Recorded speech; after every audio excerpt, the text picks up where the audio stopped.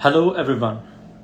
Welcome in Homeopathy Canada. This is a live session, and today we will going to discuss cases of Hahnemann. Before starting with the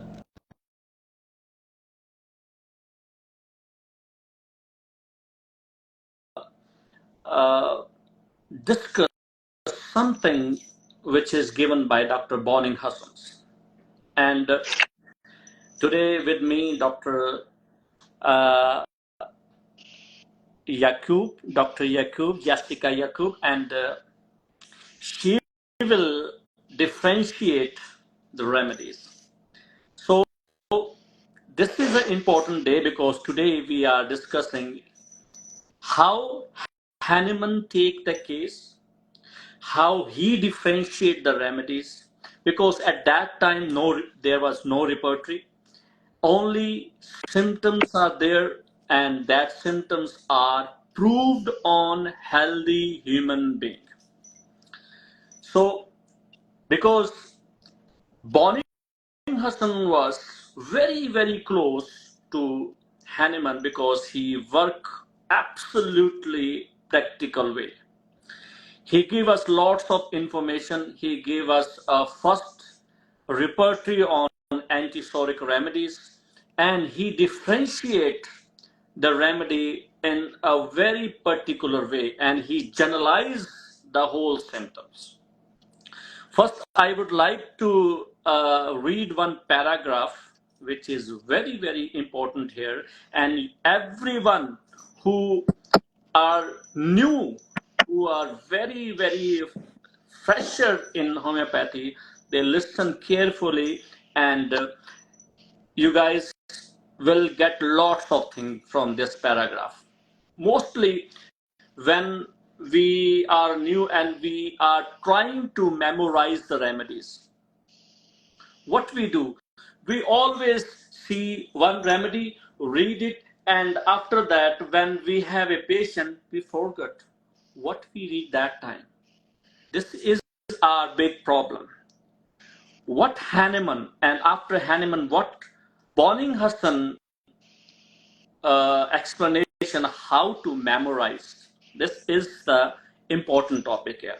So what he written, he says, the attempt to obtain a practical grasp or working knowledge of our materia medica, or even a single remedy by merely memorizing details, or a single symptom will always fail.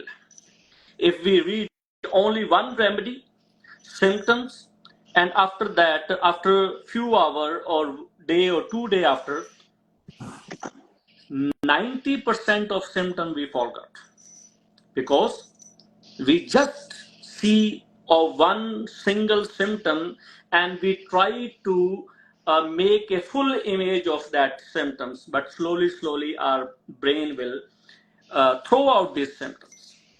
The proving must be so steady as to impress upon the mind and memory and image.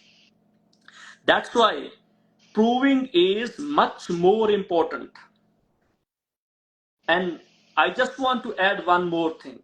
If you read this much stuff, you will remember only this much, because your brain will automatically throw it out.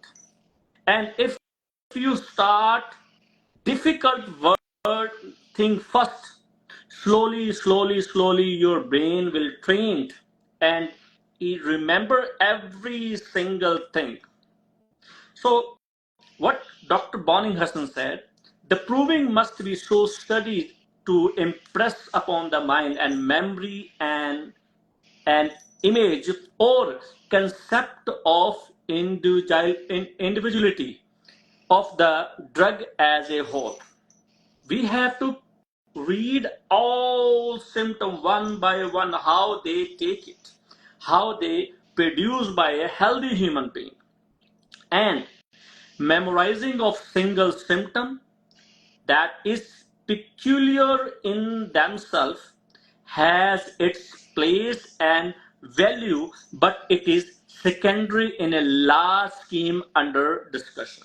If you read the whole stuff, single symptom is a secondary one, but understanding the whole picture is much more important, because when we discuss the case of Hahnemann, you will definitely know that why he says to understand the image is more important than to understanding a single symptom. Then, when a miscellaneous collections of data is submitted to the logical trained mind for comprehension, it immediately began to compare phenomena according to some comprehensive plan. When we get what if we have a case, what we see in the case, we see the whole symptoms. Then after that, we choose what is more prominent. That is the grading. That is the grading. And the first person who gave us a grading system was Bonnie Hassan. He gave us grading. Before it, Dr. Hahnemann just proved the symptom, he get the symptom and write it down. And Bonnie Hassan gave us grading system. What symptom is prominent in which remedies? And in order that we may discover general characteristic. We got general characteristics. What are the general characteristics of the patient? And if possible, which may again be grouped in such a manner as to develop form and individuality in the whole case. Characteristic, and we possible then we make a one complete picture. So when these symptoms come into the brain, we always compare. No, this is not here, this is not here. This is the general picture of the patient. We consider everything. So this is generalizing and is the method employed in the construction of our materia medica. So materia medica is constructed according to these generalized characters. And in this way, keynotes or characteristic symptoms are discovered. That's why what we read, like Allen's keynote, this is not a single symptom. This is there's a tip of iceberg. This is not single symptom. The explanation behind the symptom is a full-fledged image of the remedy. Full-fledged image. That's why every case in Dr. Hahnemann, in aphorism number 153, he says, whenever we take the case, we are always looking for peculiar, characteristic, singular symptoms, which is only belong to patient as a whole. That's why keynotes are there now. So the keynotes may be defined as a concise statement of a single characteristic feature of the drug, deduced by a critical consideration of its symptom as recorded in proving.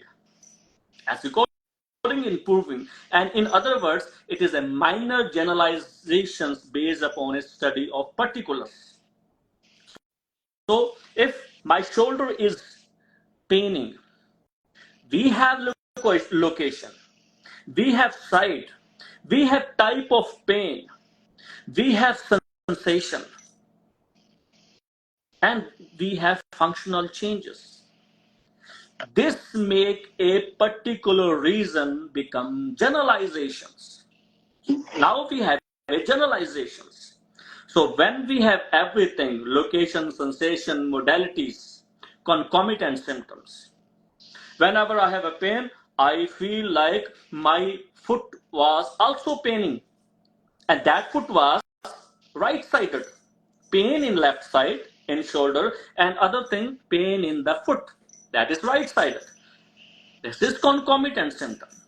If I have a pain and I have same pain in my hip, whenever pain is here, the same pain is here. This is a concomitant symptom. And I already described one case. This is called diffuse pain. The remedy is kali iod. So Hannah Bonninghausen generalized the particulars. Generalized the particulars. And then he said it is not usually a single symptom as stated or observed by a prover in describing his sensation, for that which is characteristic in any large way of a drug is rarely shown in a single symptoms.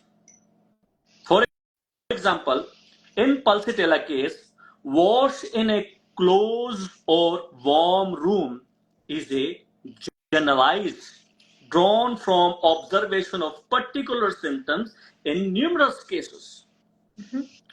One person says, Doctor, whenever I sit into the room, I get aggravated. My problem increased. But whenever I go outside, open air, I feel very relaxed. So this symptom from particular to become generalized because it is give a whole picture of the pulsatilla because it is attached with lots of symptoms, different symptoms. And the same is true in nearly every condition of aggravation and amelioration contained in Bonninghausen repertory. In Bonninghausen repertory, there is one chapter of aggravation and amelioration.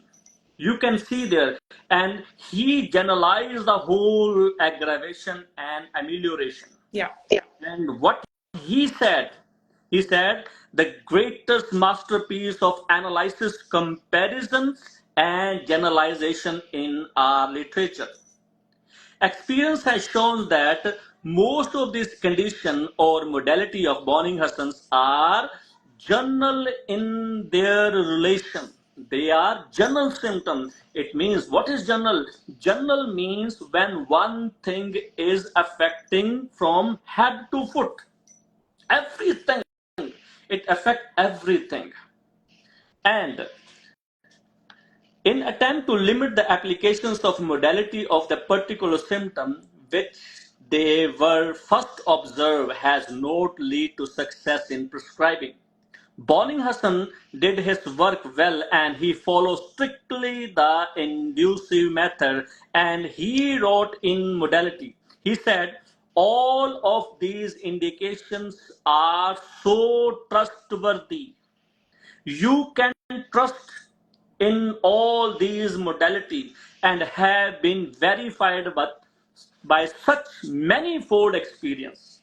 I have seen, I have experienced, and I have verified by many times, and you can trust it, and that hardly any other can equal them in rank. No thing is equal than rank. They are trustworthy, and to say nothing to surpassing them. But the most valuable fact respecting this is that this characteristic is not continued to one or another symptom, but like a red thread, it runs through the morbid symptom of given remedy. These symptoms are not less weighted. They are red line symptoms. What are red line symptoms? It means they only consider in a particular remedy and that symptom is available in every single complaint of that given remedy. That's why it is called generalized symptoms. That's why it's called generalized. So, or even with the sensation of discomfort, hence it is available in both internal and external symptom of the most varied character. Generalizations. So this is the particular way why Bonninghausen says consider the whole image. Why Hahnemann says consider the whole image, because it represents man in disease, no disease in man. Second important thing, knowledge of the physician. What why Hahnemann gave more importance to the knowledge of physician? Because he know that in future people, unknowledgeable people can abuse these things. Because if only reading these materia medica and giving medicines, is it a proper way? If any person doesn't know about how disease produce, what are the pathophysiology, how pathology increase or produce in the body, how we can treat, what are the common symptom of disease. If somebody is considering fever and he is taking fever for the homeopathy prescription, he will fail. Why he is failed? Because he is taking the most common symptom, but because he doesn't know what is behind it, what is the quality of the fever. Patient says, whenever I have a fever, doctor, before I have a stomach pain, after stomach pain, I got the fever. This is the concomitant symptom here. Before he has a gastritis, gastric problem. When gastric problem is there, after a few days, he got the fever. One quality. After says, doctor, I have feel that whenever I have a feel, I have a only coldness. My head is warm, but my whole body is cold. Is it present in any fever? Yes. This is a peculiar symptom. When patient feel the fever, but only head hot, whole body is cold, read the arnica. Doctor, whenever I have a fever, my whole body pain as if somebody beat me. Doctor, when I have a fever, whenever I have a fever, I feel cold. First, I feel cold. Whenever I feel cold, I might desire drink lots of cold water. Is it common? No.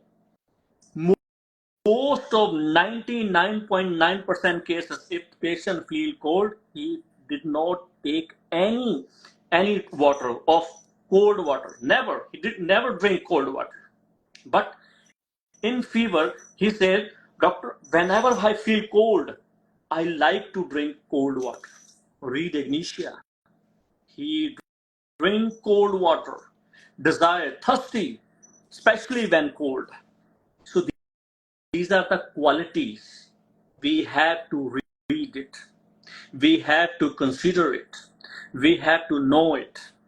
And the first thing we have always find that is the evident cause. We should remember, we should find out evident cause, how this patient is suffered, what are the reason behind it. If you find out the evident cause, don't leave that evident cause, because this is the most important part of your case, most important. But if you didn't find the if you didn't find the evident cause, leave it. Next thing is modality.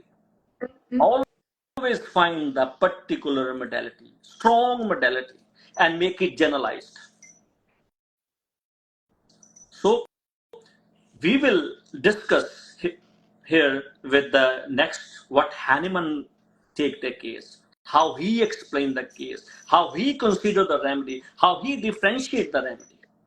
So I'm not wasting your time more, but I will inviting Dr. Jessica. So she is going to explain how Hahnemann think, how Hahnemann differentiate the remedy, how he differentiate, because there is no repertory that time, just proving symptoms, and he identify, he differentiate every single thing, so he can see only single remedy.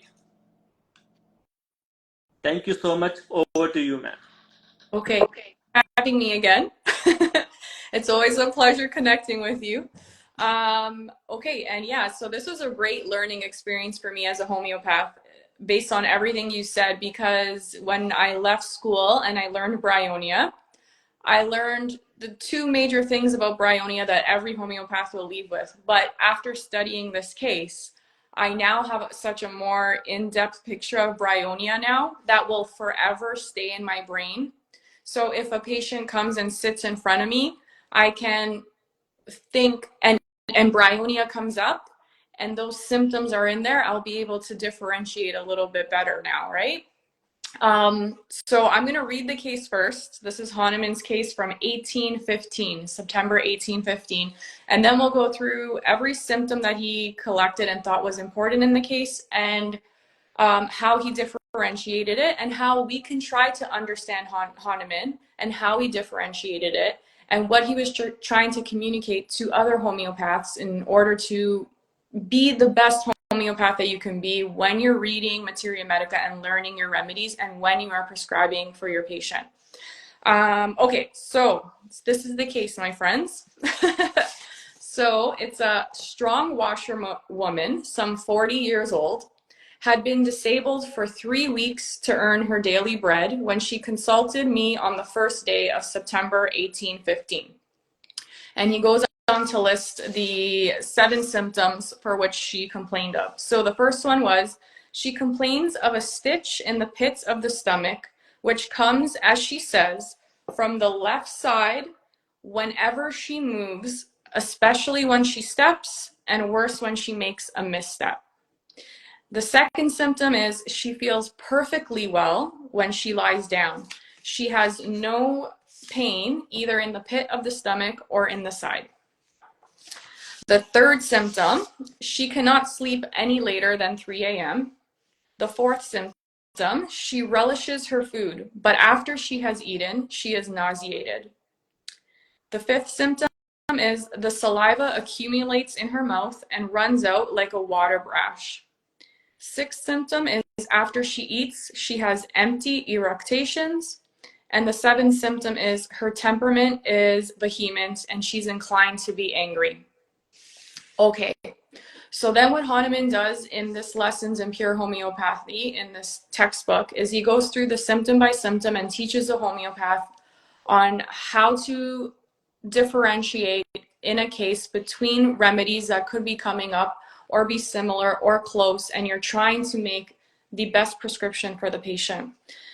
So with symptom number 1, we have to review it again. So as you were mentioning, what do we have? We have the sensation. In this case, it's the stitching pain. He specifically says it's a stitching pain. And where is it located? In the pit of the stomach.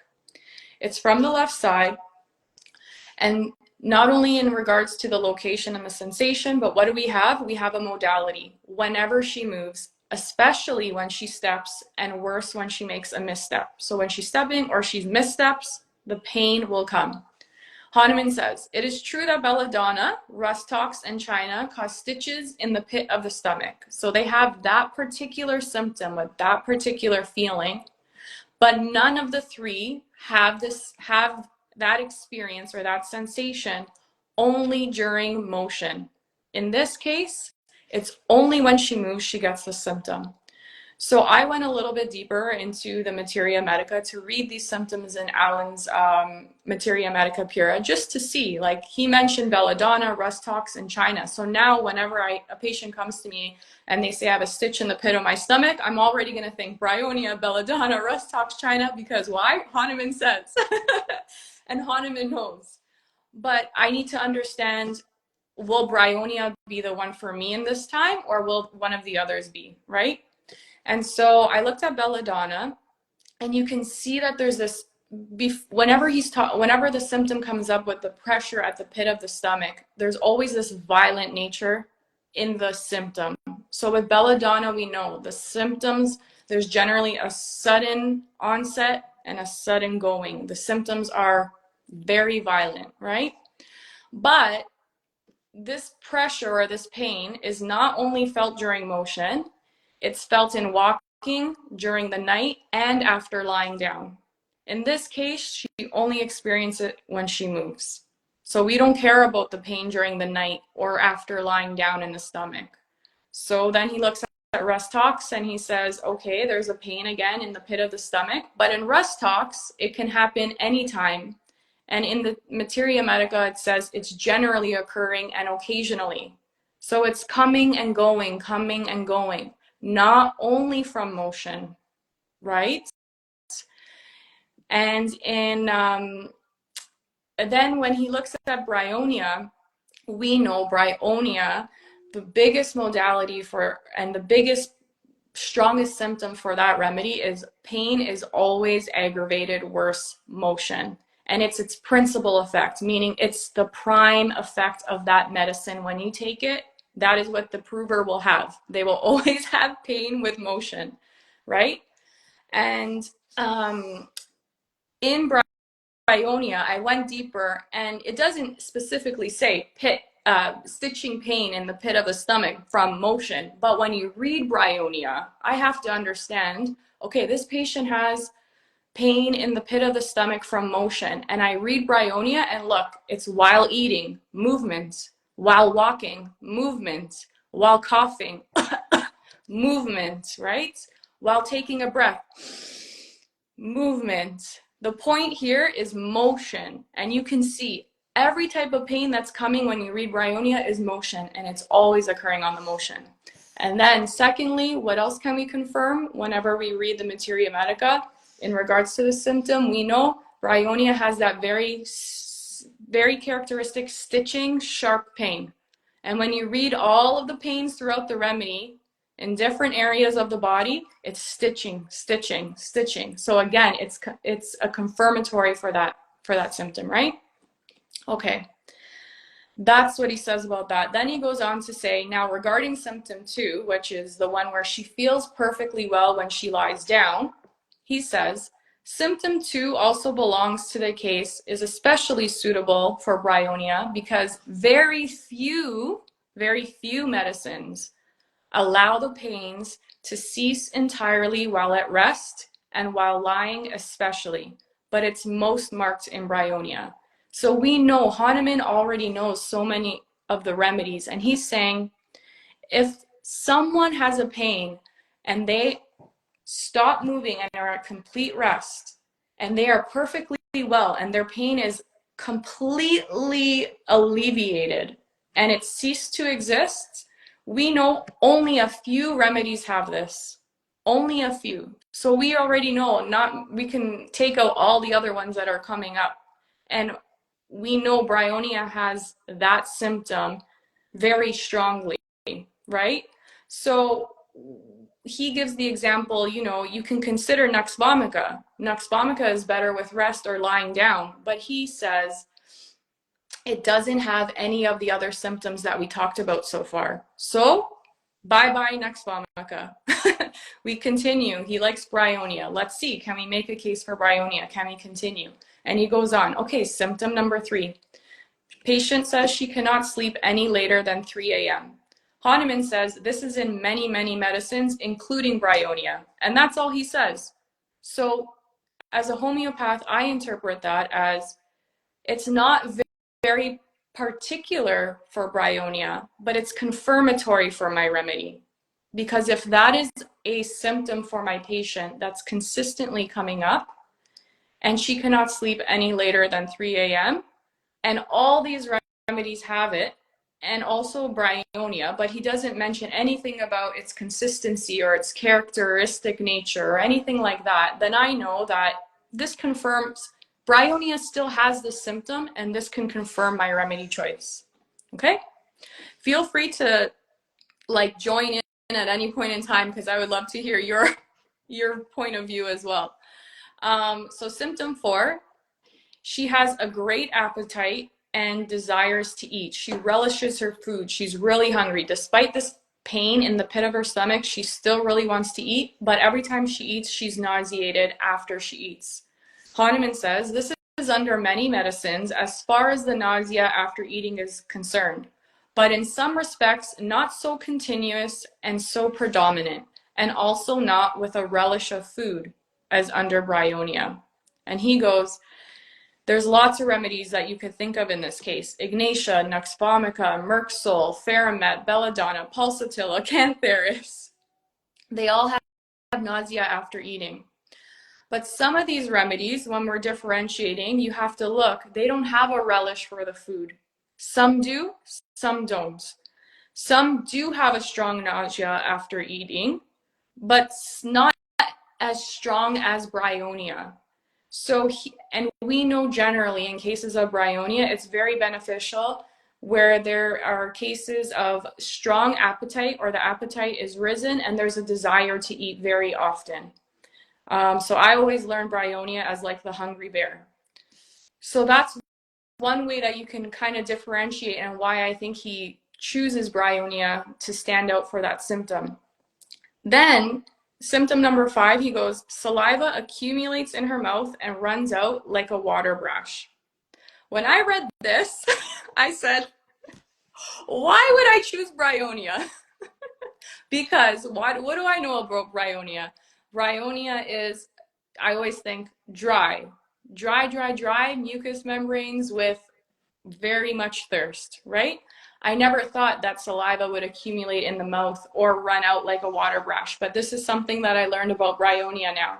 So again, he says many medicines cause an accumulation of saliva like water brush, like bryonia, but the other medicines do not cause any of the other symptoms. So again, he's using this symptom as a confirmatory symptom for bryonia because we know we generally don't think about it in this nature, but it does have this symptom when you read it in the Materia Medica. Symptom number 6 was empty eructations after she eats. So what is meant by empty eructations? That's basically when you burp and it's only of air. And after eating, he says, this symptom exists again in only but a few medicines, but none as constant as characteristic as bryonia. So I went to Alan's Materia Medica Pura, and I tried to understand what he meant by constant and characteristic for bryonia, because when I started reading eructations of other remedies that he was mentioning, like Nux vomica or China, for example, you know that those remedies have that. But what's so constant and characteristic about these empty eructations and bryonia? And right when you go under abdomen and eructations and hiccup in Alan's Materia Medica Pura, with every description of their eructation, what do you see? Frequent, several, severe eructations after eating, frequent tasteless eructations, several empty eructations. Again, pointing to what he meant by the eructations in this case for this remedy are constant and characteristic, right? You really get a sense when you're reading eructations with bryonia under that Materia Medica, what those eructations are. They're not sour, they're not bilious, they're not this, they're not that. They're severe, they're frequent, and they're empty. Okay, and then the last symptom was symptom number 7 was her temperament, which was vehement and inclined to be angry. And Hahnemann says, one of the principal symptoms noted in Organon 210, aphorism 210, on which to base a case, is the mental conditions. So in aphorism 210, he says, in even so-called physical diseases, the emotional and mental state is always affected. In all diseases being treated, the mental condition of the patient should be written down among the totality of symptoms as one of the most important, if one desires to have a faithful picture of the diseases from which to make a successful homeopathic cure. And when we go to Alan's keynotes, one of the first symptoms that you see, bryonia patients are irritable, inclined to be vehement, and angry. And we know Hahnemann said, bryonia causes this symptom in its fullest similarity. You cannot prescribe bryonia to a patient who is not irritable. That is what that means. You need to have a patient who is irritable and angry in their disease state. And so what did he do? He gave bryonia. And he gave one full drop of the tincture and asked her to follow up in 48 hours. And then I loved this follow up because she never showed up. But why didn't she show up? So Hahnemann sent somebody to go and find her in the village and report back to him. And she told the person that he sent, she never came because she said, "What should I do there? I was already well the next day and could resume washing. And the following day, I was as perfectly well as I am now. I am 1,000 times obliged to the doctor, but persons like myself have no time to leave work. And the 3 previous weeks while I was so sick, I had earned nothing." So that's literally a great case that I think Hahnemann provided to us as homeopaths. Like, it's literally a gem. And I do feel like I'm grateful that you asked me to do this because it forced me to go deeper into learning this remedy and understanding Hahnemannian homeopathy, understanding a constitutional remedy means to really sit with a patient and understand what they're saying. More importantly, homeopath to read their record and really go so in depth that you're not said reading a materia medica, giving the patient the remedy and on their way. Right? It's an injustice to homeopathy and the patient. And hope so you enjoy it. But one thing I would like to mention here,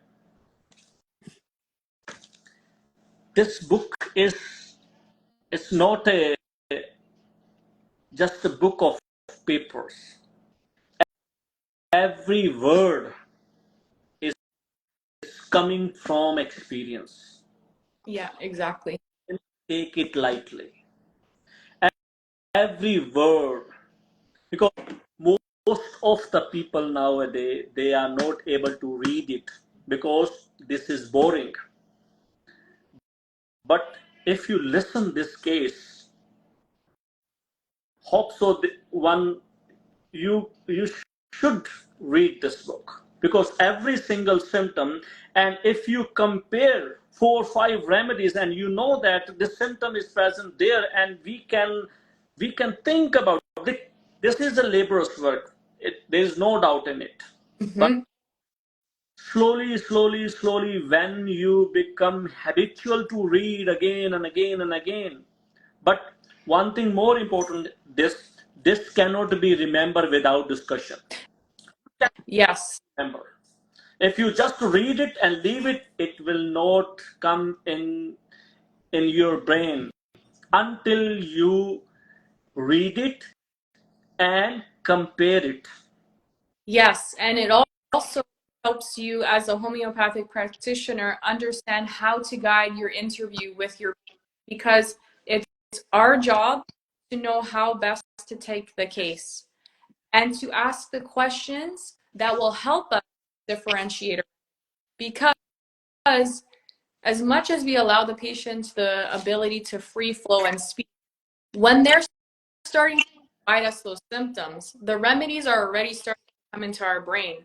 And so how can we differentiate if we don't understand that bryonia has water brash and accumulation of saliva? So if a patient comes to me with issues of the mouth, I may want to ask a question because bryonia is in there, and maybe that's for me to go that way, right? So one thing more, read different materia medicas. Yes. Because every single, today we will discuss a water brush, and most of the book says there is nothing, there is a dryness in the mucous membrane, there is a dryness everywhere, dry. But if says, hey, I have a water brush in the mouth, no, it may be a milk sore. No, man, this is also present a characteristic symptom of bryonia. Everyone says, oh, there is large thirst. He drank lots of a big jug. He just drink it in once. But anyone know that Brainia is thirstless too? Only in one condition, Brainia is thirstless. If Brainia is having a typhoid fever. Only in typhoid fever, Brainia become thirstless. Mm-hmm. No thirst. And you cannot consider Brainia? Yes, we have to consider it because we read lots of experience. I always urge everyone read authenticated work, original work, not copy paste. What are the people doing nowadays? Just copy paste and make a book. No, this is not a right thing. Read and see, discuss, because discussion, whenever you uh, discuss with your colleagues, maybe he know better than you. Mm-hmm. This is a give and take knowledge. Give and take. Always read and read, because without reading you will not getting anything, because there are lots of homeopathy is ocean. If you read in your whole life, you cannot be perfect. You Exactly. have to You're read. You have to see the patient, and if you see the patient, make your intelligence, take your intelligence side away. yeah. Just and observe. So this is my urge that Jessica should represent this case, because we discussed, because we thought that this is very important, and it should, everyone should know this, how Hahnemann differentiate the remedy. That is the simple way, and that we have to learn this way too, because of our lacking of knowledge, somebody suffer, because when we are not able to give them cure, when we not able to cure them, this is our lacking, not homeopathy. But if we are failed, they blame homeopathy, because we are failed, we homeopath are failed, and the blame goes to homeopathy. Read it, and I bet you, if anyone just read Hahnemann, he will be the successful person in the whole world. Successful homeopath. Absolutely. Read it, proving, especially proving. Read it, compare it, discuss it. Daily discuss 10, 20, 50 symptoms, discuss. And when discuss to each other, it will always remain in the brain. And I would like to thank you, and you gave us time, and hope so we learn, hope so everyone can learn from it. And very Yeah. soon we will represent the next case of Hahnemann, so we learn more how Hahnemann cured the patients. Thank you so much, and have a good night to everyone. Thank Thank you. Have a good night, okay? Thank you. Bye.